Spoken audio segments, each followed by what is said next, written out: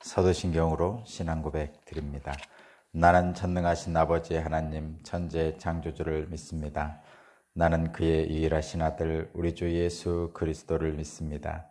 그는 성령으로 잉태되어 동정녀 마리아에게서 나시고 본디오 빌라도에게 고난을 받아 십자가에 못 박혀 죽으시고 장사된 지 사흘 만에 죽은 자 가운데서 다시 살아나셨으며 하늘에 오르시어 전능하신 아버지 하나님 우편에 앉아 계시다가 거기로부터 살아있는 자와 죽은 자를 심판하러 오십니다. 나는 성령을 믿으며 거룩한 공교회와 성도의 교제와 죄를 용서받는 것과 몸의 부활과 영생을 믿습니다. 아멘. 찬송가 393장입니다. 393장.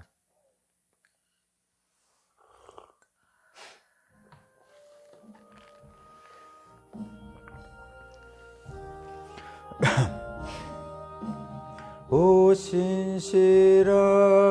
주 내 아버지여 늘 함께 계시니 두려움없네.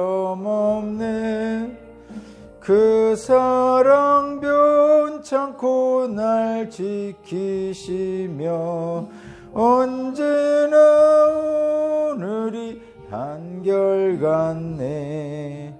오 신실하신 주, 오 신실하신 주, 날마다 자비를 베푸시며 일용할 양식을 내려주시니 오 신실하신 주, 아예 구주. 봄철과 또 여름 가을과 겨울 해와 달 별들도 다 주의 것. 만물이 주 영광 드러내도다.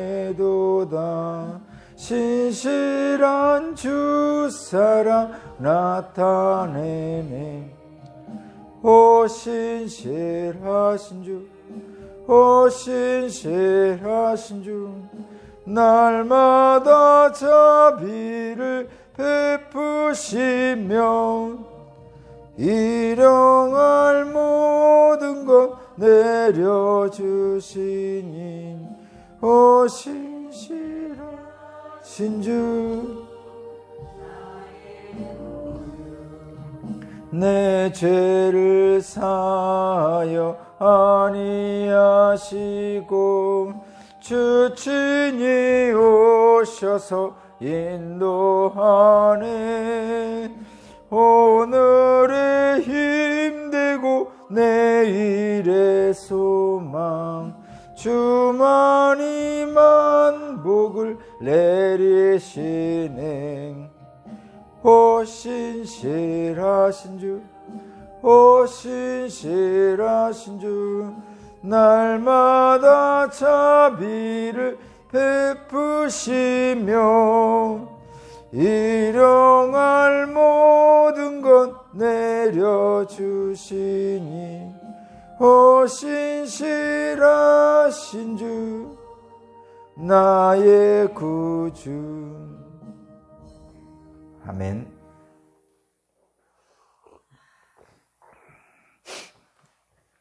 오늘 주신 하나님 말씀은 마태복음 15장 29절에서 39절입니다.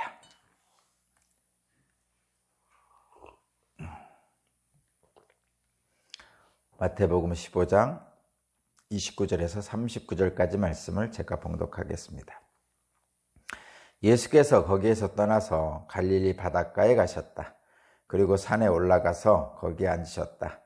많은 무리가 걷지 못하는 사람과 지체 잃은 사람과 눈먼 사람과 말 못하는 사람과 그 밖에 아픈 사람을 많이 데리고 예수께로 다가와서 그 발 앞에 놓았다. 그러자 예수께서는 그들을 고쳐주셨다. 그래서 무리는 말 못하는 사람이 말을 하고 지체장애인이 성한 몸이 되고 걷지 못하는 사람이 걸어다니고 눈먼 사람이 보게 되는 것을 보고 놀랐다. 이스라엘의 하나님께 영광을 돌렸다. 그때 예수께서 제자들을 가까이 불러놓고 말씀하셨다.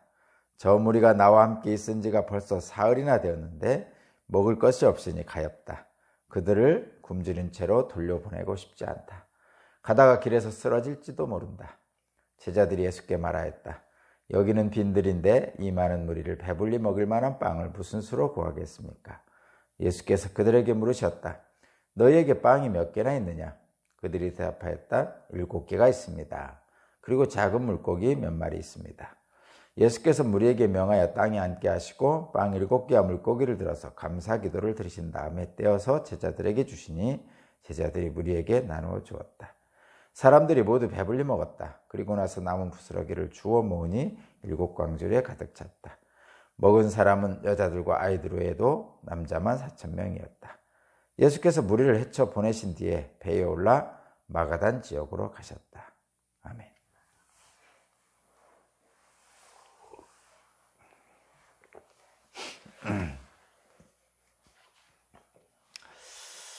오늘 말씀의 제목은 차별 없는 사랑입니다. 차별 없는 사랑.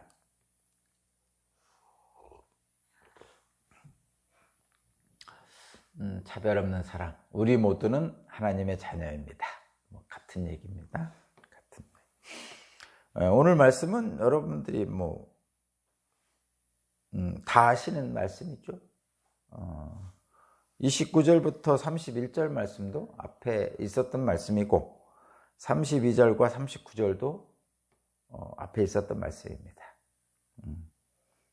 많은 병자를 고치신 것 있었죠. 앞에도. 그 다음에 4,000명을 먹이셨는데 5,000명 먹이신 것이 앞에 있었고 그렇습니다. 다만 다른 것은 무엇이냐면 이 일을 행하신 장소가 이방인 지역이라는 것이죠.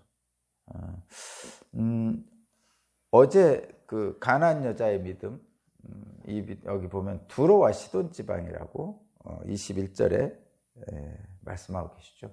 두로와 시돈은 갈릴리 바다 위쪽에 있는 해안가 도시들입니다. 두로와 시돈이 그렇죠.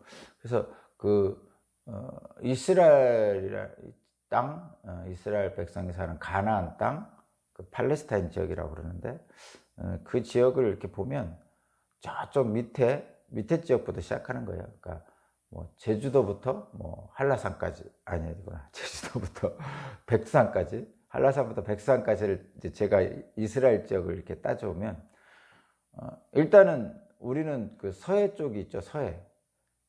이스라엘은 서해 쪽이 말하자면 지중해입니다. 똑같이 바다예요. 우리는 이제 동쪽이죠. 이제 강원도를 지나서 동해가 있는데 이스라엘은 동해가 있는 것이 아니고 그쪽에 요단강이 흐르고 있습니다. 북쪽에서 아래쪽으로. 그리고 그 요단강 건너는 우리가 아는 요르단 그런 나라들이 있죠. 그래서 서쪽은 지중해, 동쪽은 요단강 이렇게 생각하시면 됩니다. 그리고 맨 밑에 쪽에 제주도보다 더 좀 떨어져서 그 애굽이 있죠. 이집트가 있습니다. 그리고 애굽에서 이제 좀씩 올라오면 거기가 이제 시내반도, 시내산, 광야가 출애굽기 한 이후에 40년 동안 이렇게 광야 생활했다는 그 시나이 반도, 시내반도가 있고. 그리고 거기서 이제 조금 올라오면 그 엘리야가 그 로뎀나무 아래에서 있었던 그 지역이 있습니다. 거기가 이스라엘의 맨 남쪽이에요. 그러니까 가나안 땅의 맨 남쪽. 그리고 거기서 좀 올라오면 이제 우리가 알고 있는 유대 광야와 그 예루살렘 이런 유대인들이 많이 모여 사는 그 지역이 있죠. 그리고 예루살렘 위로 좀 올라가다 보면 이제 사마리아가 있습니다. 우리 그 우물가의 여인, 사마리아 여인 만난 장면이 있는 그 우물가에 있는 그 사마리아가 있고 그 위쪽이 이제 갈릴리 지역입니다. 예수님이 이제 자라신 나사렛, 그 다음에 사역을 많이 하신 가버나움, 고라신 이런 지역이죠.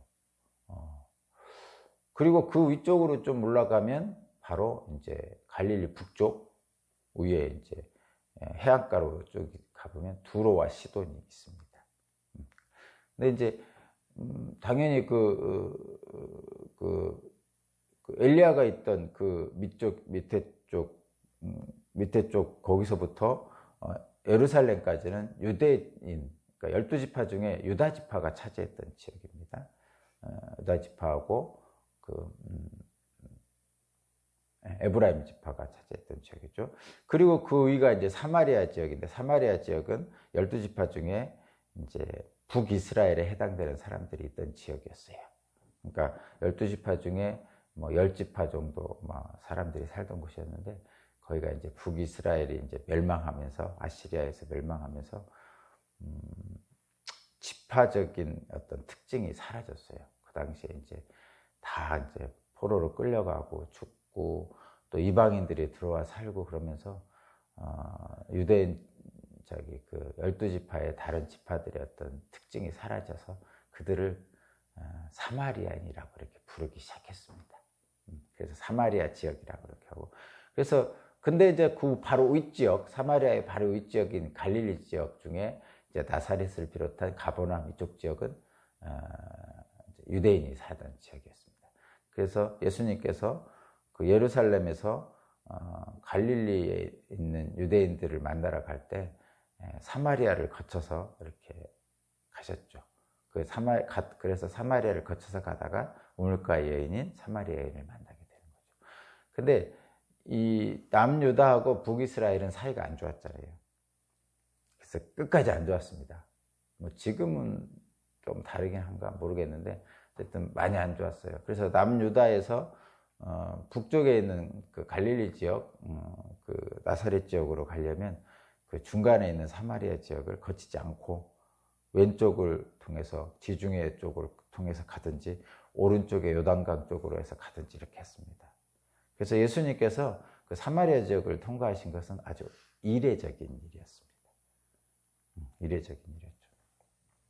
자, 제가 이렇게 말씀드리는 것은 그 갈릴리 지역, 나사렛 지역 위쪽으로 가면 두로와 시돈이 있는 이방 지역이다, 이렇게 말씀드렸고, 또 이제 그 갈릴리 지역에 갈릴리 바다가 있잖아요. 그러니까 갈릴리 바다가 말하자면 그 위쪽에 있는 헬몬산에서 물이 내려오면 갈릴리 바다에 이제 채워집니다.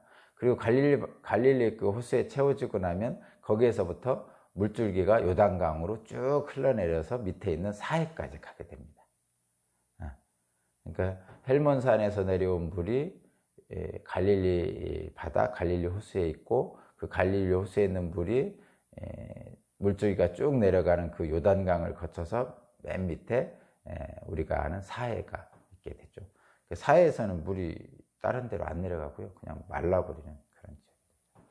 근데 이 갈릴리 지역을 중심으로 해서, 갈릴리 바다를 중심으로 해서, 갈릴리 호수를 중심으로 해서 서쪽은 말 그대로 그 가버나움도 있고, 겟네사렛도 있고, 그쪽에서 좀 내려가면 나사렛도 있고, 이런 지역입니다. 그 지역이 이제 유대인들이 사는 지역이고, 그 다음에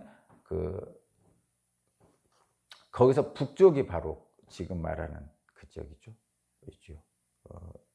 그 위쪽에가 쭉 올라가면 두로와 시돈이 있고, 그 바로 밑쪽에 갈릴리 북쪽, 갈릴리 바다 북쪽이 지금 오늘 나오는 거고, 그 다음에 예수께서 갈릴리 바다에서 건너편으로 가자 해서 이제 그 이방 지역으로 갔죠. 그 돼지 군대 귀신 있는 그쪽으로 갔었잖아요. 그것은 가버나움 쪽에서 갈릴리 바다 건너편 동쪽으로 이제 가면 거기가 이제 거라사 지방이라고 그러죠.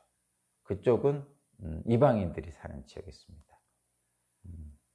골란고원인가? 지금으로 얘기하면 골란고원 쪽입니다. 그쪽 갈릴리 바다에 어쨌든 오른쪽에 있는 쪽은 이방인들이 사는 지역이었습니다.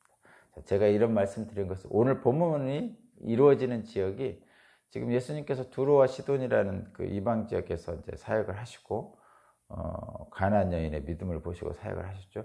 그리고 바로 이제 갈릴리 지역으로 오시는 중에 그 중간 지역에 이제 지금 계신 거예요. 그러니까 우리도 그런 거 있잖아요. 이스라엘 사람들이 사는 지역과 이방인이 사는 지역이 이제 있는데 경계선이 있죠.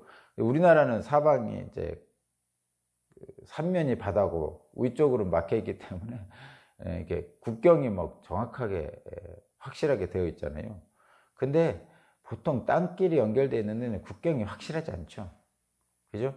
지금 유럽연합 같은데 보면 뭐 스위스하고 프랑스하고 다니는데 어떤 국경이 이렇게 뭐 있지 않습니다. 최근에 트럼프가 멕시코하고 국경 있는 데다가 막 벽을 설치한다고 그런 얘기가 있었는데, 어쨌든 예전에는 벽이 없었단 말이에요. 벽이 없다는 얘기는 사람들이 그냥 지나다닌다는 얘기죠.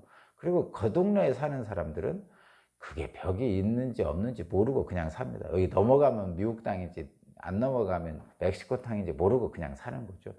원래 그 동네에 사는 사람들은 그렇습니다. 마찬가지예요. 이 지역도 마찬가지예요. 그러니까 뭐 스위스에 사는 사람, 프랑스에 사는 사람이 그 국경에 경계선이 뭐 이렇게 있어가지고 사는 사람, 거기 사는 사람들은 그런 거 상관없이 그냥 발 한 번 건너면 스위스고 발 한 번 건너면 프랑스고 이렇게 되는 거죠. 그럼 그 사람들은 날마다 국경을 왔다 갔다 하면서 사는 거예요. 그건 왜냐면 거기가 자기 동네예요, 그냥. 그런 것처럼 여기 이 가나안 이 북쪽 지역도, 이 북쪽 지역, 갈릴리 호수 북쪽 지역도 뭐 나사렛 쪽에, 가버나움 쪽에 사는 유대인들과 그 북쪽에 있는 두로와 시돈 사람들이 섞여 사는 거죠. 그러니까 땅에 뭐가 이렇게 딱 정해져 있는 게 아니란 말이에요. 그러니까 그 경계선에서 살던 사람들은 그냥 자기가 그게 다 자기 동네예요, 자기 동네. 그죠? 이쪽은 이방 땅, 이쪽은 뭐 이스라엘 땅 이렇게 되는 거죠. 그런 사람들에게는 뭐 국경이란 게 그리 뭐 의미가 없죠. 요즘도 그런데 이 당시에는 더했죠. 그러니까 양치는 사람들이 양을 치다가 넘어갔다가 들어왔다, 이게 아무 의미가 없는 거죠. 한 발은 저쪽에, 한 발은 이쪽에, 뭐 이렇게 되죠. 자, 제가 이 말씀 드리는 것은 이 지역이 두로와 시돈은 분명히 이방 지역이에요. 거기는 더 위쪽이니까. 그러나 갈릴리 쪽으로 내려오면서는 거기는 이제 같이 혼합해서 살았던 거죠. 구별하려고 애는 썼겠죠. 그렇지만 실제로 살다 보면 애들이 같이 놀잖아요. 놀지 말라 해도 놉니다, 애들은. 그런 것처럼 같이 자라고 놀게 되고, 그 지역입니다, 소위 말해서. 그래서 완전히 유대인들만 사는 지역이 아니고 주로 이방인들이 사는 지역 쪽에 이제 예수께서 두로와 시돈으로부터 내려오면서 이렇게 사역을 하신 거죠. 그래서 오늘 말씀이 차별 없는 사랑이고 우리는 모두 하나님의 자녀입니다인데, 지금 이방 지역에서 사역하는 장면이라고 생각하셔도 무방합니다. 그러니까 그래서 지금 동일한 말씀이라고 제가 말씀드렸던 게, 지금 오늘 하는 그 많은 병자를 고치는 장면, 지금 오늘은 4,000명을 먹이신 장면인데 앞에 다 있었잖아요. 그죠? 갈릴리 지역에서 많은 병자를 고치셨잖아요. 유대인들을 고치셨죠. 그리고 또 갈릴리 지역에서 5,000명을 먹이셨잖아요. 오병이어 기적을 하셨잖아요. 근데 그 내용이 똑같이 나옵니다. 똑같이. 다른 게 하나도 없어요, 사실. 뭐 첨가된 것도 없고요. 다만 지역이 다르다. 지난번 오병이어 기적은 유대인들한테 한 것이고, 지금 4,000명을 먹이시는 것은 이방 지역에서 하신 것이다. 그 차이밖에 없다고 보시면 됩니다. 그렇게 보시면 돼요. 자, 그 다음에 이제 잠깐 내용을 보면요. 29절부터 34절은 많은 병자를 고치시는 장면입니다. 예수께서 그 많은 병자를 고치시고 이적과 기적을 일으킨다는 소식을 들으니까 사람들이 몰려오는 거죠. 똑같습니다. 앞에 부분하고 똑같아요. 많은 사람들이 몰려옵니다. 소위 말해서 거기 보면 30절, 걷지 못하는 사람, 지체를 잃은 사람, 눈먼 사람, 말 못하는 사람, 그 밖에 아픈 사람 다 예수께 오죠. 그 앞부분에서도 제가 말씀드렸듯이 이 사람들 왜 예수께 옵니까?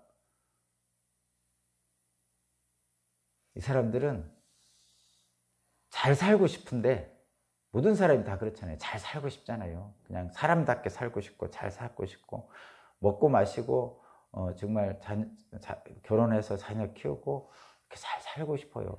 또 주변 사람들하고 잘 지내고 싶어요. 사이좋게 지내고 싶어요. 이게 모든 인간, 이방인뿐만 아니라 유대인뿐만 아니라 모든 인간이 가지고 있는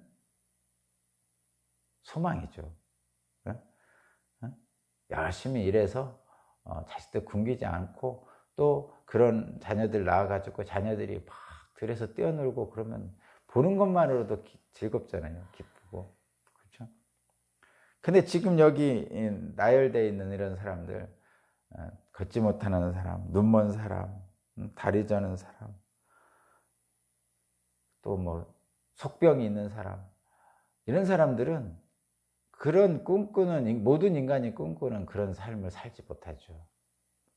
일단 다리 절어봐요. 그러면 제가 세상에서 좀 옛날부터, 요즘은 그런 표현 안 씁니다. 요즘은 장애인, 비장애인 이렇게 얘기하잖아요. 장애인 중심으로 이렇게 표현하는데 옛날에는 막 이상한 표현을 많이 썼어요. 제가 여러분에게 그 이상한 표현을 적나라하게 보여주기 위해서 제가 목사지만 한번 써볼게요. 다리 저는 사람이나 또는 좀 소아마비 걸린 사람, 이런 사람들이 좀 걷고 막 이상한 사람 하면요, 이렇게 표현했어요. 여러분은 쓰지 마십시오. 병신 육갑하네, 이랬습니다. 실제로 이런 말을 들었어요. 그러니까 이게 무슨 표현이냐면, 여러분, 이게 무슨 표현이냐면 그 사람에 대한 멸시죠. 그러니까 너는 우리하고 어울릴 수 없어 라는 것이죠. 이게 소위 말하면 차별입니다. 근데 이 차별은 뭐냐면 정말 견딜 수 없는 차별이죠. 뭐 그 사람이 그렇게 되고 싶었겠습니까? 눈먼 사람이 눈 멀고 싶어서 눈 멉니까? 절대 그렇지 않잖아요. 그것은 어쩔 수 없이 육체를 가진 인간이 어떤 사건, 사고와 또는 태어날 때 어떤 문제가 있어서 겪게 되는, 그 사람에게 책임을 돌릴 수 없는 그런 일이잖아요. 근데 그런 일들을 가지고 사람들은 많이 그렇게 멸시를 했단 말이에요. 그리고 이런 사람들이 부모가 굉장히 잘나서 굉장히 부자라든가 높은 지위에 있는 사람이면 그래도 견딜 수가 있죠. 먹고 사는데 지장이 없을 테니까. 그런데 일반 사람들은요, 눈이 멀어서 태어났다고 생각해 보세요. 다리가 저는 대로 태어났다고 생각해 보세요. 속병을 가지고 태어났다고 생각해 보세요. 이 사람들은 자기 먹고 마시는 것을 구할 수가 없어요. 그러면 어떻게 되죠? 태어나면서부터 거지입니다. 그래서 바디메오라는 사람이 거지잖아요. 눈먼 사람. 이 사람은 태어나면서부터 거지예요.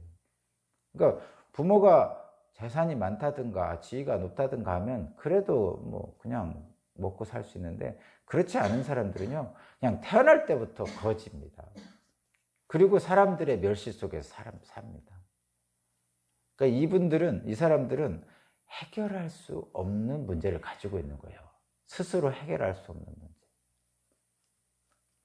그래도 요즘은 좀 복지라는 생각을 많이 해서 그 국가에서 많이 지원도 해주고 그렇잖아요. 그래서 좀 그런 안타까운 상황에 있는 분들은 국가에서 이렇게 어느 정도 부족하지만 어느 정도 도와줘서 그래도 사는데 지장이 없도록 이렇게 해주지만, 예전에는 안 그랬어요. 저 어릴 때만 해도 안 그랬고요. 이때는 이 성경에 나오는 2000년 전에는 더 안 그랬죠. 그래서 오죽하면 그런 표현도 있잖아요. 가난은 국가가 나라도 구제 못한다, 이런 표현이 있을 정도로 가난한 사람에 대해서는 나라도 그냥 그 국가에서도 방치하고 그랬단 말이에요, 옛날에는. 그랬으니 얼마나 힘들었겠어요. 가난한 자들, 지금 여기 나타난 이 사람들은 무조건 가난한 사람이에요, 다. 스스로 뭔가 일할 수 없는 사람이에요. 아무도 이 사람 안 써줘요. 하루 일당벌이 하루 안 써준답니다. 그러니까 여러분 그렇게 생각하고 이 말씀을 보시면 됩니다. 근데 앞에서도 이런 말씀이 있었죠. 앞에서도 있었습니다. 갈릴리에서 예수님이 사역하실 때, 유대인들에게 사역하실 때 똑같은 사람들이 예수께 왔단 말이에요. 근데 이 이방 땅에서 갔는데도 이방 땅에서도 똑같은 사람들이 오는 거예요, 예수님에게. 그러면 유대인이든 이방인이든 똑같이 고통받는 사람이 있는 거죠. 이게 유대인이기 때문에 안 그렇고 이방인이기 때문에 그렇고 뭐 이런 게 없어요. 인간은 똑같습니다, 다. 어느 지역이든. 미국도 있겠죠? 유럽도 있을 거예요. 저쪽 아프리카도 있고요. 우리나라도 있고 북한도 있겠죠. 러시아도 있고 다 있습니다. 뭐 이런 사람들. 근데 다 있어요. 똑같아요. 그러니까 똑같기 때문에 이런 사람들은 누구를 찾아오냐면 자기의 이 스스로 해결할 수 없는 문제를 해결받고 싶어하는 사람들이 똑같이 있는데 이 사람들은 그것을 해결해 줄 사람을 찾습니다. 그게 누구죠? 메시아죠. 메시아, 구원자, 나를 구해 주실 분, 바로 예수 그리스도입니다. 그래서 예수 그리스도는 국가와 나라와 민족을 뛰어넘는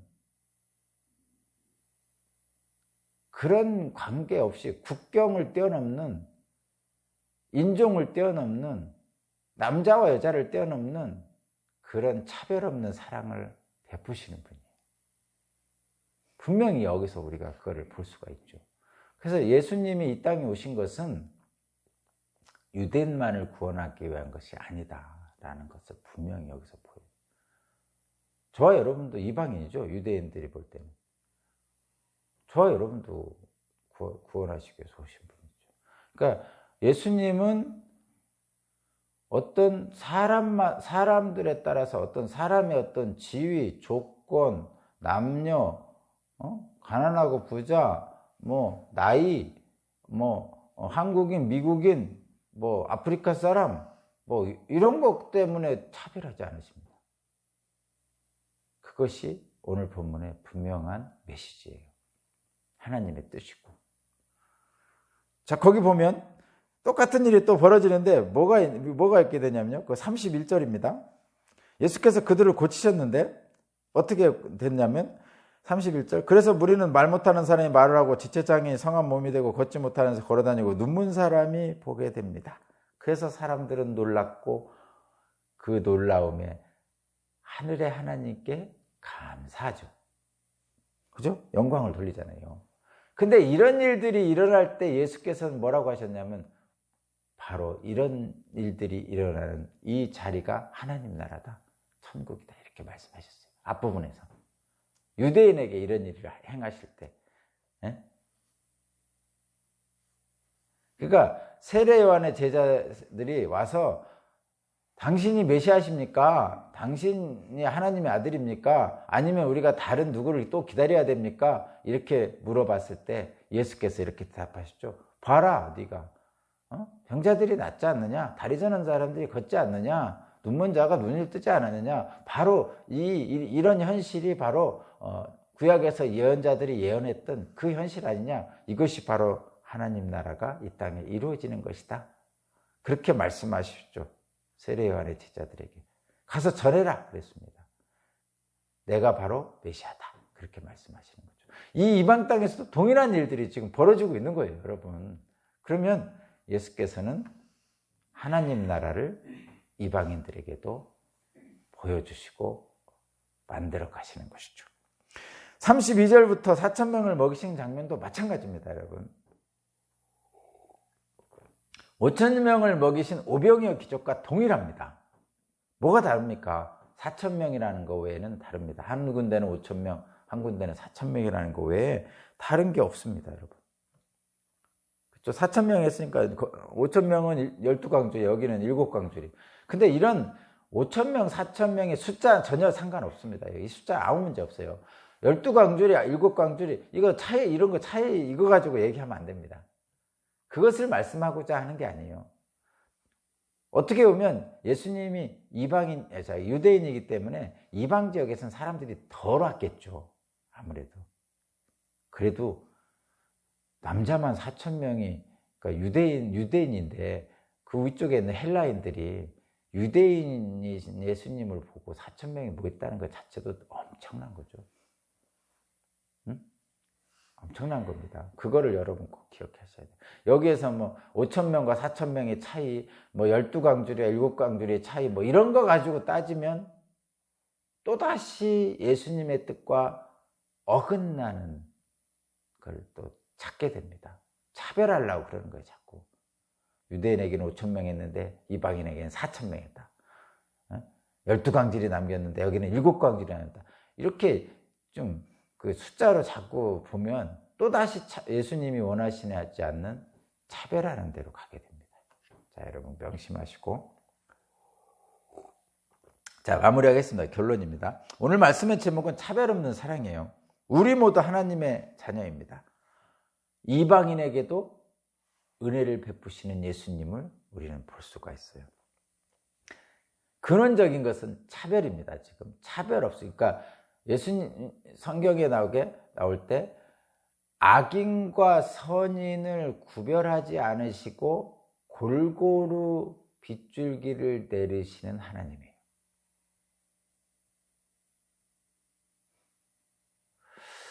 그 말씀은 악인과 선인을 구분하지 않고 따스한 햇빛을 비춰주시는 하나님이에요. 자, 그 말씀에서 우리는 뭐를 느껴야 되냐면 여기서 악인과 선인을 보지 말고 뭐를 느껴야 되죠? 골고루 빗줄기를 주시는 하나님, 골고루 따스한 햇빛을 주시는 하나님, 은혜의 하나님을 생각해야 됩니다. 그 얘기는 뭐냐면 인간이 스스로 악인과 선인이 된 거지 하나님은 본시 사람을 사랑하십니다. 모든 사람을. 그거를 기억해야 돼요. 그래서 사람을 사랑한다는 것을 저와 여러분이 꼭 생각해야 됩니다. 그러니까 악인과 선인은 인간 스스로 그렇게 된 거예요. 자, 여기서 하나씩 보겠습니다. 남녀차별이 있죠. 남녀차별 많잖아요. 우리나라 특히 여성들. 지금은 정말 많이 좋아졌죠. 물론 미투 운동의 긍정적인 면도 있고 미투 운동의 부정적인 부작용도 있고 그렇습니다만은 어쨌든 우리나라 여성들의 지위가 많이 향상된 건 사실이에요. 아직도 부족하지만. 근데 그런 근본적인 문제가 남녀 차별이잖아요. 남녀 차별. 근데 남녀 차별을 이렇게 생각했으면 좋겠어요. 성경적으로 보면 아담이 잠들어 있을 때 아담의 갈비뼈를 꺼내서 하와를 만들었다. 이렇게 성경에 기록되어 있잖아요. 그 부분만 보면 사람들이 여자는 남자의 갈비뼈의 한 부분이에요. 뭐 이렇게 생각하면서 이상하게 생각하는 사람들이 있는데, 자, 여러분 여기서 이렇게 보셔야 됩니다. 제가 거듭 말씀드립니다. 하와는, 여자는 남자에게서 나온 게 아니에요. 성경 말씀을 오해한 겁니다. 이런 거야. 자, 봐요.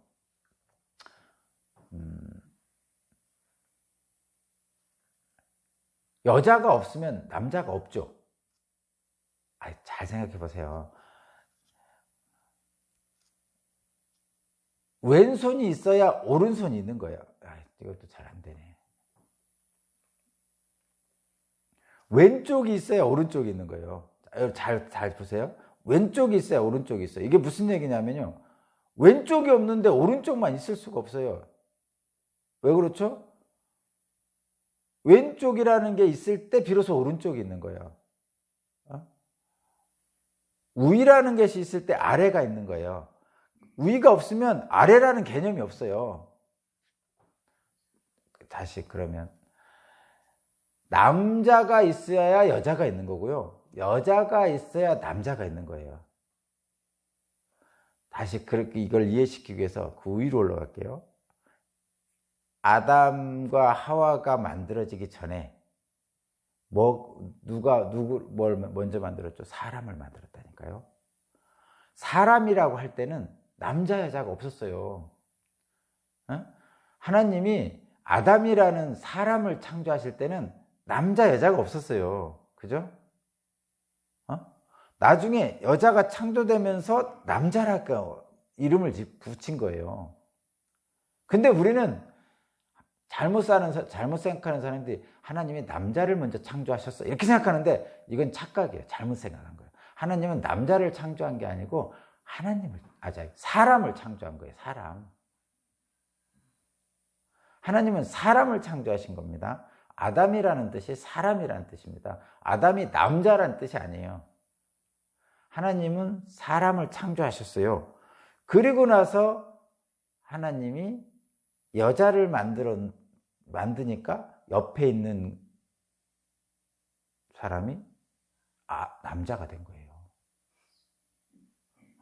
하나님이 남자와 여자를 창조한 게 아니고 하나님은 먼저 사람을 창조하셨어요. 그 다음에 하와라는 여자를 만들으니까 옆에 있는 또 다른 사람이 남자가 돼버린 거예요. 그러니까 착각하면 안 되는 게 하나님은 남자를 먼저 창조한 게 결단코 아닙니다.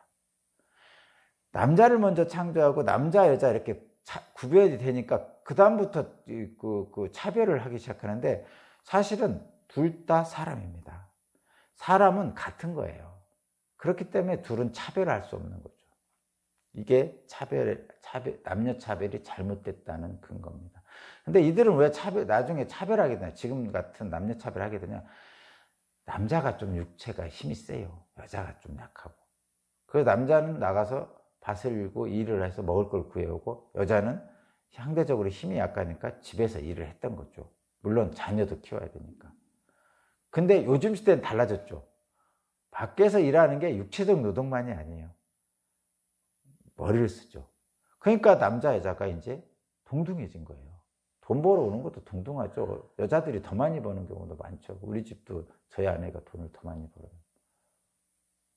그렇다고 해서 아내가 저를 차별하면 안 되겠죠. 그런 게 전혀 다르단 말이에요. 자, 첫 번째. 이방인 차별도 마찬가지예요. 여기서 본문에 나온 이방인 차별도 마찬가지예요. 여러분, 유대인과 이방인이 왜 구분되기 시작했어요? 유대인은 어디서부터 시작됐죠? 유대인은 야곱에서부터 시작됐죠. 야곱의 12지파 중에 유다 지파가 유대인이에요. 말하자면 야곱의 12지파가 가나안에 정착했고 그 중에 예루살렘 부근을 땅을 받은 유다 지파를 중심으로 만들어진 사람들을 유대인이라고 그러는 거예요. 근데 오늘 본문에는 유대인과 이방인이라고 이렇게 달라지잖아요.